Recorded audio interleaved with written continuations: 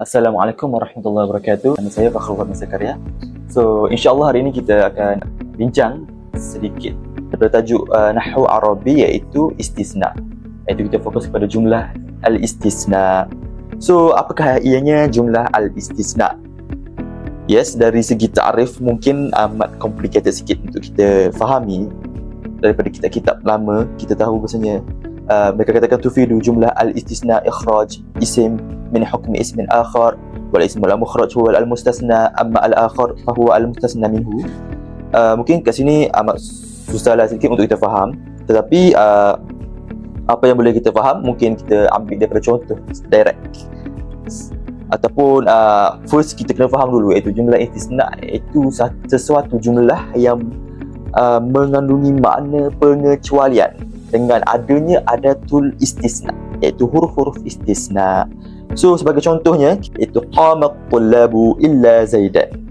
Yes, mungkin first kita bercakap first ayat qamat tullab, berdirinya pelajar-pelajar tersebut. Kat situ mungkin ayatnya jelas tak ada konteks pengecualian dekat situ, itu jadi musbat. Bila kita datangkan pengecualian illa zaidan, iaitu ada tu istisna illa, iaitu zaidan al-mustasna. Boleh terus kepada apakah komponen yang perlu ada untuk kita katakan sesuatu ayat itu mengandungi ataupun sesuatu ayat itu ialah jumlah istisna. Yang first, kebiasaannya mestilah ianya ada mustasna minhu. Contoh macam contoh tadi, qamat tullabu illa zaidan, yang ini mustasna minhu kat sini ialah at-tullabu. Dari segi ta'rifnya, al-mustasna minhu iaitu at-tullabu itu ialah isim al-am, iaitu isim dari segi umumnya, awal majmu'ah ataupun satu kumpulan, allati yukhraju minha al-hukm wa ya'ti qabla adatil istisna. And ianya kebiasaannya ianya datang sebelum al-istisna. Contohnya dari segi mana kita faham, berdirinya pelajar-pelajar tersebut melainkan Zaid. So kita tahu pelajar itu ianya ialah al-mustasna minhu, kerananya ianya ialah isim am, yang ini dari segi umumnya berdirinya pelajar. And then al-mustasna kat situ, yang dikecualikan dekat situ ialah Zaid, iaitu isim al-waqi' ba'da ada al-istisna syarah wa yukhalifu ma qablahu fil hukum.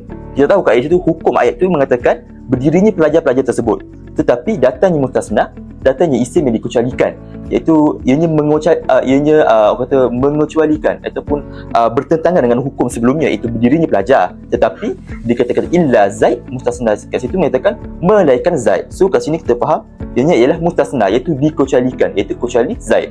So kat sini berdirinya pelajar, qama at-tullab, berdirinya pelajar-pelajar tersebut, illa Zaid. So Zaid tak berdiri, kan? So and then of course kat situ mesti ada adatul istisna, kalimah allati tufidu al-ikhraj, kalimah yang berfungsi yang membawa makna al-ikhraj atau al-istisna, iaitu pengecualian. Antaranya illa, iaitu yang selalu kita dengar, dan yang lainnya ghaira, siwa, ada, khala dan hasya. And then kita terus move forward kepada anwa' jumlah al-istithna. Mungkin korang boleh kata hafal sifir dia, iaitu pair pertama tam dengan naqis. Okey, apa tu tam dengan naqis? Tam dengan naqis ni iaitu berkait dengan dari segi adakah al-mustasna minhu itu disebut.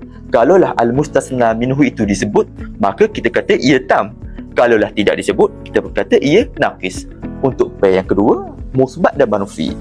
And kat sini jelas musbat apa? Musbat iaitu sunyinya daripada adatun nafi, iaitu kata-kata nafi macam mala. Kalau manfi, adanya adatul manfi. So kat sini korang boleh hafal dulu dua sifir tu, iaitu dua pair. Okey, yang pertama kita pergi kepada jumlah al-istisna.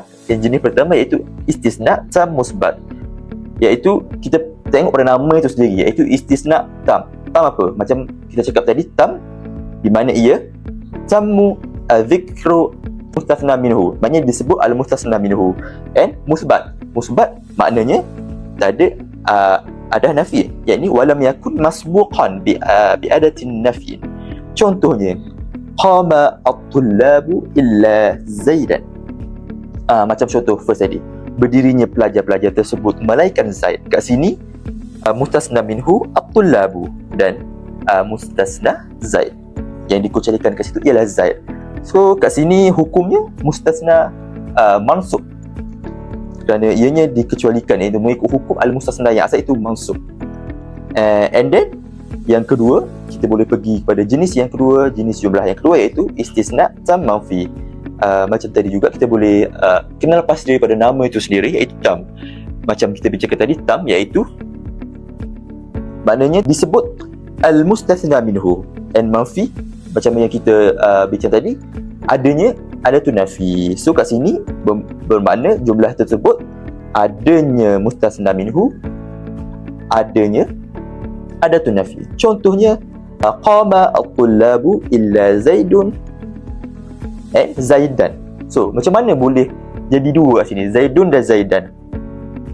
Dari segi i'rab jelas kita boleh tengok dari ayat tersebut. Kalau kita kata Zaidun, sebenarnya kenapa ianya di i'rab Zaidun? Kerana ianya di i'rab sebagai badal, iaitu mengikut al-mustasna minhu, mengikut mauqi' i'rab al-mustasna minhu, iaitu at-tullabu, iaitu fa'il. So bila kita kata Zaidun itu badal, at-tullabu itu terus marfu' bil dhammah. And then kat sini ulama juga mengatakan ianya boleh di i'rab sebagai al-mustathna, iaitu di i'rab disebabkan kerana maknanya yang membawa makna pengecualian. And bila kita i'rab al-mustathna, hukmuhu mansub 'alal istithna.